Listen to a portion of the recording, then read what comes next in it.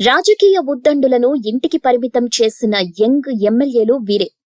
గడిచిన తెలంగాణ అసెంబ్లీ ఎన్నికలలో 30 ఏళ్లలోపు వయసు కలిగిన కొందరు రాజకీయ నాయకులు అనూహ్యంగా పార్టీ టికెట్ను సంపాదించి పోటీ చేసి ఆయా నియోజకవర్గాలలో రాజకీయ ఉద్దండులుగా పేరుగాంచిన వారిని సైతం మట్టి కరిపించి సంచలనం సృష్టించారు.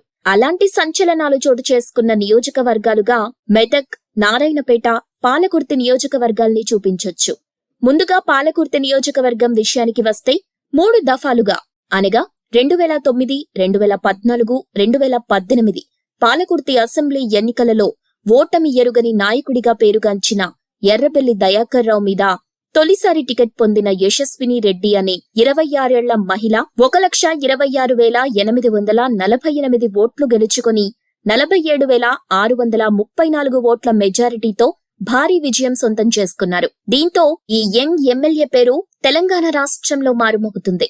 అలాగే మెదక్ నియోజకవర్గం విషయానికి వస్తే 2 దఫాలుగా అనగా 2014, 2018 మెదక్ అసెంబ్లీ ఎన్నికలలో ఓటమి ఎరుగని నాయకురాలిగా పేరుగాంచిన పద్మా దేవేందర్ రెడ్డి మీద తొలిసారి టికెట్ పొందిన మైనంపల్లి రోహిత్ అనే 26 ఏళ్ల డాక్టర్ 87,126 ఓట్లు గెలుచుకుని 10,157 ఓట్ల మెజారిటీతో విజయ కేతనం ఎగురవేశారు. అంతేకాదు నారాయణపేట నియోజకవర్గం విషయానికి వస్తే 2 దఫాలుగా అంటే 2014, 2018 నారాయణపేట అసెంబ్లీ ఎన్నికలలో ఓటమి ఎరుగని నాయకుడిగా పేరుగాంచిన ఎస్ రాజేందర్ రెడ్డి మీద తొలిసారి టికెట్ పొందిన చిట్టెం పర్ణికారెడ్డి అనే 30 ఏళ్ల రేడియాలజిస్ట్ 84,708 ఓట్లు గెలుచుకుని 7,951 ఓట్ల మెజారిటీతో ఎమ్మెల్యే సీటు కైవసం చేసుకున్నారు.